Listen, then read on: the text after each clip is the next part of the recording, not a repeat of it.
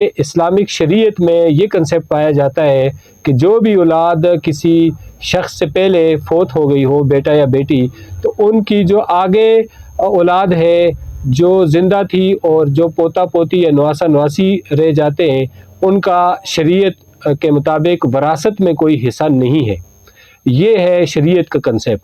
और आयत को सामने रखा जाता है कि जी इसमें दो मर्द और दो औरतें और एक मर्द का जो फार्मूला बताया गया है, तो ये स्पेसिफिकली उसी औलाद के लिए जो ज़िंदा हयात हैं।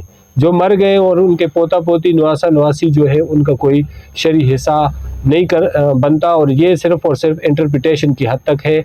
अदरवाइज़ इस आयत का मुख्तलिफ अंदाज में भी इंटरप्रिटेशन हो सकती है, और रिलीजियस स्कॉलर्स जिस तरह मुनासिब समझते हैं वो अपने इल्म और फ़हम के मुताबिक इसकी इंटरप्रिटेशन करते हैं। तो उसके हमारे पास है एक हदीस है बुखारी शरीफ